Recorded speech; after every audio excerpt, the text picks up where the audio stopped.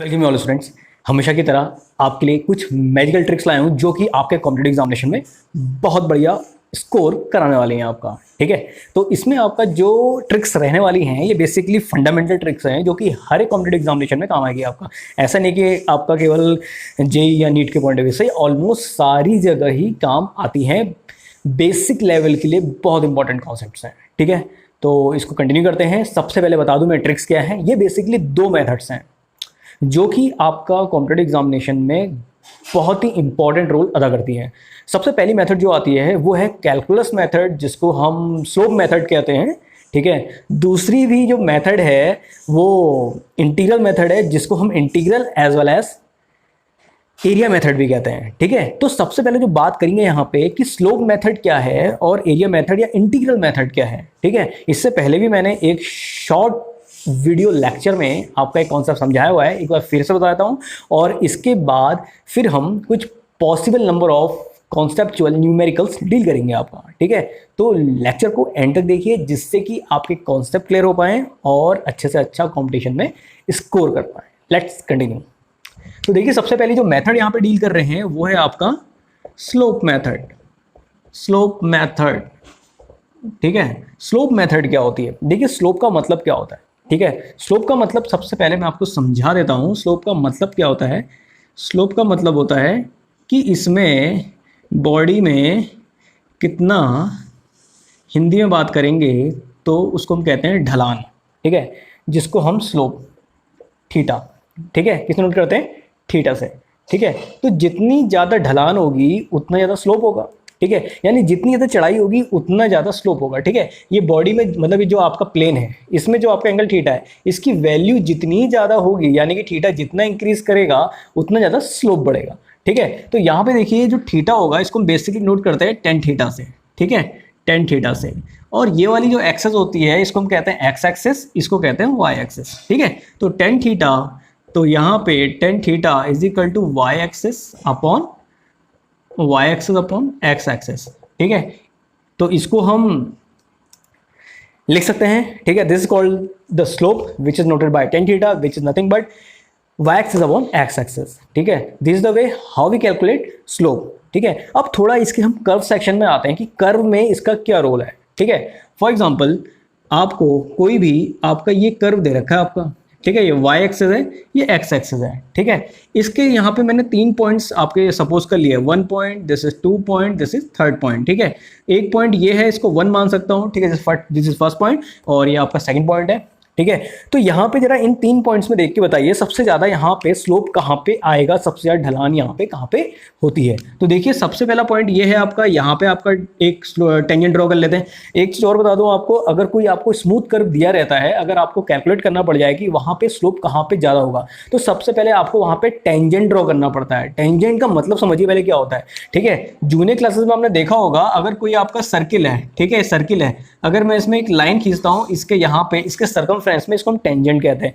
In the same way अगर आपको कोई कर्व दिया हो, आपको यहाँ पे टेंजेंट या स्लोप निकालना है, तो आपको क्या करना है, यहाँ पे आपको एक लाइन खींचनी है। ठीक है, इसको लाइन खींचनी है इस पॉइंट में, तो यहाँ से आपको टेंजेंट मिल जाता है, तो इसको हम टेंजेंट कहते हैं। ठीक है, और दूसरी लाइन यहाँ पे हम खींच देंगे, ये वाली खींच देंगे। ठीक है, और एक लाइन आपको यहाँ पे खींचनी पड़ेगी।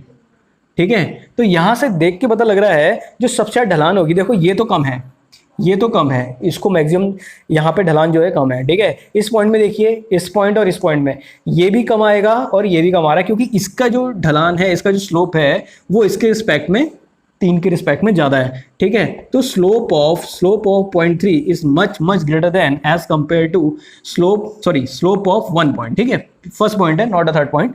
तो slope of first point is very large as compare to slope of third point, तो it can be written as slope of third point. ठीक है, तो here we get the solution at which point slope is maximum। एक तो इस तरह की problems आती हैं, आपको कोई भी कर्व दे देगा, बता देगा कि बताइए यहाँ पे सबसे ज्यादा स्लोप किस में आएगा। ठीक है, तो एक तो इस तरह की आपकी प्रॉब्लम आती है। बात आती है कि y एक्सेस और x एक्सेस में क्या क्या आ सकता है। ठीक है, देखिए इसमें प्रॉब्लम जो जनरेट होती है, यहाँ पे बेसिकली फिजिक्स की बात करूंगा यहाँ पे आपका, तो अगर यहाँ पे आपका दे दिया जाए डिस्प्लेसमेंट, अगर यहाँ पे डिस्प्लेसमेंट दे दिया जाए और यहाँ पे बोल दिया जाए टाइम, ठीक है, यहाँ पे एक जगह डिस्प्लेसमेंट बोल देगा, दूसरी जगह टाइम बोल देगा। तो यहाँ पे आपको कोई भी कर्व एक दे देगा आपका, ठीक है, कोई भी कर्व दे देगा। तो आपको क्या करना है, आपको 3 पॉइंट सपोज दिए जाएंगे, फर्स्ट 2 एंड 3। तो आपको कुछ नहीं करना है, उसी तरह आपको यहाँ पे एक लाइन ड्रॉ करनी है जिसको हम टेंजेंट कहेंगे, ठीक है, दूसरी आपको यहाँ पे ड्रॉ करनी है, दूसरा भी टेंजेंट ड्रॉ हो गया, और तीसरा आपका यहाँ पे ड्रॉ हो गया, ठीक है। तो फर्स्ट पॉइंट ये हो गया, सेकंड पॉइंट ये हो गया, थर्ड पॉइंट ये हो गया। कर्व मैंने सेम इसलिए ऑलमोस्ट रखा है जिससे कि आपको समझ में आ जाए और थोड़ा कर्व थोड़ा एनालॉगस रहे। इसकी हेल्प से क्या होगा कि आपको पता रहेगा कि किस पॉइंट में आपका स्लोप मैक्सिमम है, किस में स्लोप मिनिमम है। अब बात आती है कि स्लोप यहाँ पे बताएगा क्या, क्वेश्चन में क्या पूछा जाएगा। देखिए स्लोप का मतलब थोड़ी देर पहले ही बताया मैंने आपका टेन थीटा। तो टेन थीटा आपका यहाँ पे जो टेन थीटा होगा वो होता है आपका y axis upon x axis, y axis upon x axis, ठीक है। तो वाई एक्सेस में आपका डिस्प्लेसमेंट है, वाई एक्स में डिस्प्लेसमेंट है, और आपका एक्स एक्स में टाइम है। तो डिस्प्लेसमेंट पर यूनिट टाइम, जिसको हम एक चीज और कह सकते हैं D R upon D T, तो ये आपका होता है D R by D T क्या होता है, rate of change of displacement, ठीक है। तो एक चीज आप दिमाग में रख लीजिए, देखिए जो ये अगर हम डी बाई डी टी कहते हैं इसको हम कहते हैं रेट, ठीक है, और अगर हम डी बाई डी आर कहते हैं इसको कहते हैं ग्रेडियंट, ठीक है, दिस कॉल्ड ग्रेडियंट। तो डिफरेंस समझ लीजिए, if d by dt is called, if d by dt is written, it means to say it is rate of change, or if d by dx is written, it means to say it is gradient. This is a huge difference between rate and gradient, you must know it, ठीक है। तो यहां से आपको easily जज कर सकते हैं कि आखिर रेट और ग्रेडियंट में क्या अंतर होता है। तो फिलहाल यहाँ पे क्या आ रहा है, यहाँ पे रेट आ रहा है डी बाई डी टी, और रेट किसका आ रहा है, डिस्प्लेसमेंट का, आर डिनोट करता है डिस्प्लेसमेंट। तो यहाँ से आपको पता चल जाएगा 10 D R by D T क्या कहलाता है, आपका रेट कहलाता है। तो rate of change of displacement कहलाता है वेलोसिटी। तो यहाँ पे आपसे पूछ देगा किन पॉइंट्स में वेलोसिटी सबसे ज्यादा होगी। तो जरा बताइए सबसे ज्यादा स्लोप यहाँ पे कहाँ पे दिख रहा है, 1 पॉइंट में, उसके बाद 3 पॉइंट में, उसके बाद 2 पॉइंट में। तो बताओ स्लोप ऑफ 1 पॉइंट और is greater then slope of